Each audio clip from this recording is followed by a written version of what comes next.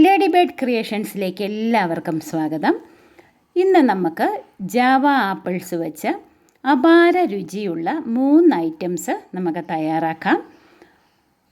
അപ്പോൾ ആദ്യമായി ഈ ചാനൽ കാണുന്നവർ ദയവായി ഒന്ന് സബ്സ്ക്രൈബ് ചെയ്യണം. മറക്കാതെ ബെൽ ബട്ടൺ ക്ലിക്ക് ചെയ്ത് ഓൾ ഓപ്ഷൻ കൊടുക്കണം. വീഡിയോ ഇഷ്ടമായാൽ നിങ്ങൾ ലൈക്ക് ചെയ്യണം, ഷെയർ ചെയ്യണം.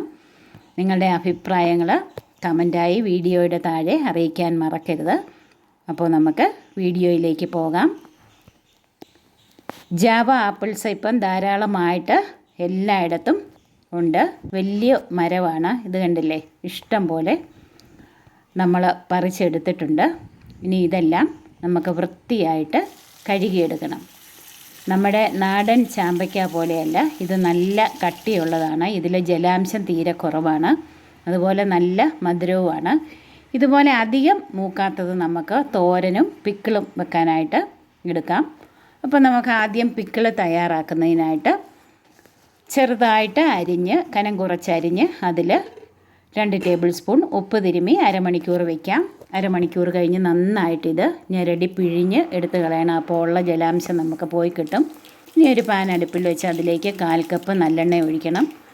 എണ്ണ ഒഴിച്ച് ചൂടാകുമ്പോൾ അതിലേക്ക് 2 ടീസ്പൂൺ കടുക്, 2 കുടം വെളുത്തുള്ളി കനം കുറച്ച് അരിഞ്ഞത്, അതുപോലെ 2 ടേബിൾ സ്പൂൺ ഇഞ്ചി കനം കുറച്ച് അരിഞ്ഞത് ചേർത്ത് കൊടുക്കാം.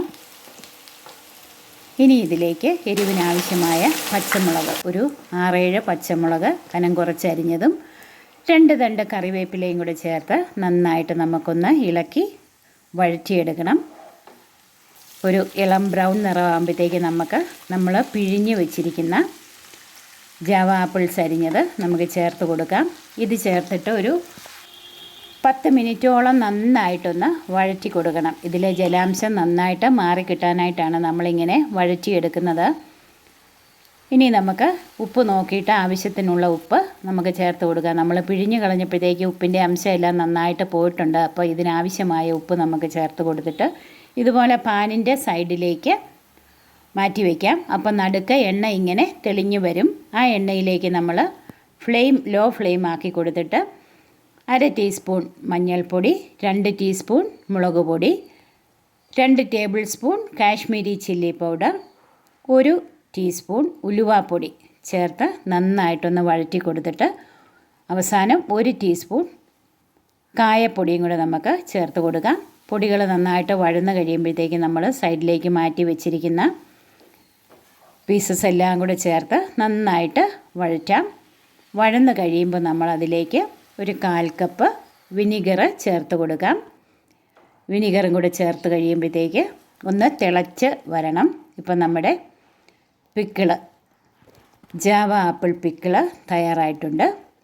ഇനി നമ്മൾ തോരനാണ് തയ്യാറാക്കുന്നത്. പാൻ അടുപ്പിൽ വെച്ച് അതിലേക്ക് 2 ടേബിൾ സ്പൂൺ എണ്ണ ഒഴിച്ച് ചൂടാകുമ്പോൾ 1 ടീസ്പൂൺ കടുക് പൊട്ടിക്കഴിയുമ്പോഴത്തേക്ക് നമുക്ക് ഒരു ചെറിയ സവാള പൊടിയായി അരിഞ്ഞതും 4-5 അല്ലി വെളുത്തുള്ളി പൊടിയായി അരിഞ്ഞതും, ഒരു 4 പച്ചമുളക് പൊടിയായി അരിഞ്ഞതും കറിവേപ്പിലയും കൂടെ ചേർത്ത് നന്നായി ഒന്ന് വഴറ്റണം. ഇതിലേക്ക് 1/2 ടീസ്പൂൺ മഞ്ഞൾപ്പൊടി ചേർത്ത് കൊടുക്കാം. മഞ്ഞൾപ്പൊടിയും കൂടെ ചേർത്ത് നന്നായി വഴന്ന് കഴിയുമ്പോൾ നമ്മൾ പിഴിഞ്ഞ് എടുത്ത് വെച്ചിരിക്കുന്ന ജാവ ആപ്പിൾസ് ചേർത്ത് കൊടുക്കാം. തിന്നായിട്ട് അരിയണം. ചേർത്ത് നന്നായിട്ടൊന്ന് വഴറ്റി കൊടുക്കാം. അല്പം ഉപ്പ് നമുക്ക് ചേർത്ത് കൊടുക്കാം. ഇനി അല്പസമയം മൂടി വെച്ചൊന്ന് വേവിക്കാം. ഒന്നുകൂടെ ഒന്ന് ഇളക്കി കൊടുക്കാം.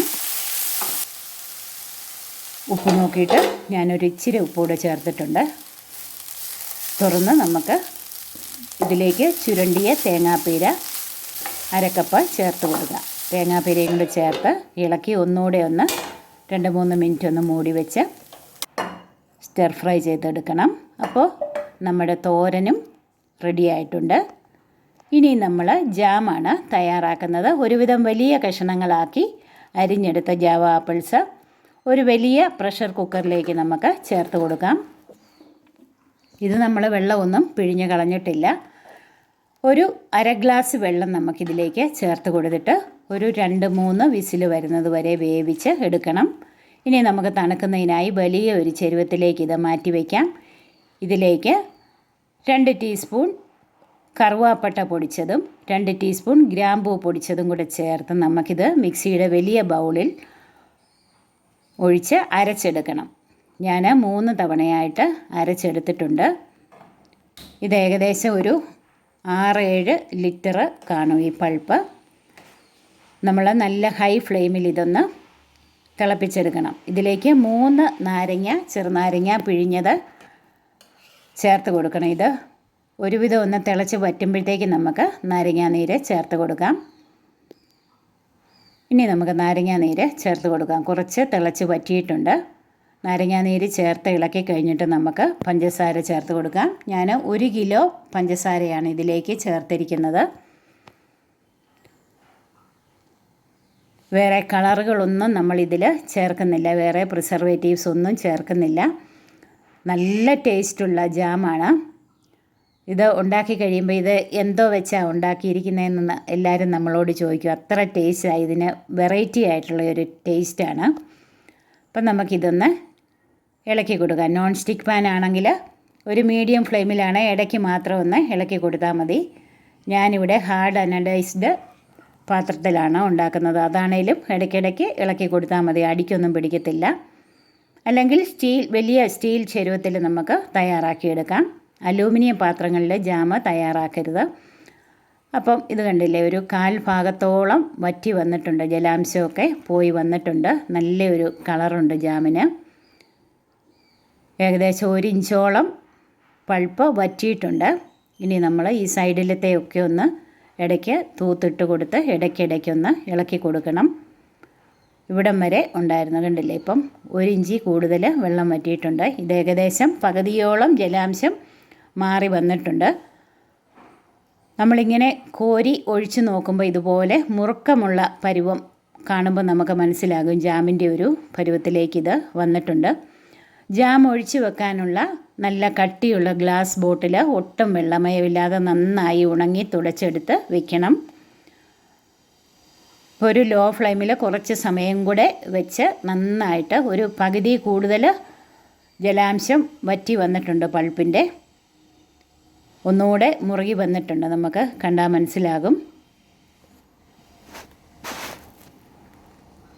ഇടയ്ക്കൊക്കെ ഒന്ന് ഇളക്കി കൊടുത്താൽ മതി.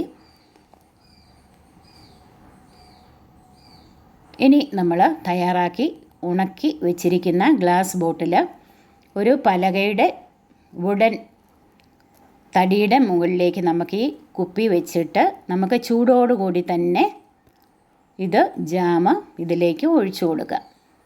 അല്ലെ കട്ടിയുള്ള തുണിയുടെ മുകളിൽ ഗ്ലാസ് ഭരണി വെച്ചിട്ട് വേണം നമ്മളിത് ഒഴിച്ചു കൊടുക്കാൻ. അപ്പം നമ്മുടെ 3 ഐറ്റംസും അപാര രുചിയുള്ള 3 ഐറ്റംസാണ്. നിങ്ങളിതൊന്ന് തയ്യാറാക്കി നോക്കണം. വെറുതെ പാഴായി പോകുന്ന ജാവ ആപ്പിൾസ് വെച്ച് നല്ല ഐറ്റംസ് നമുക്കുണ്ടാക്കാം. അപ്പോൾ ഇനിയും പുതുരുചികളുമായി നമ്മൾക്ക് വീണ്ടും കാണാം.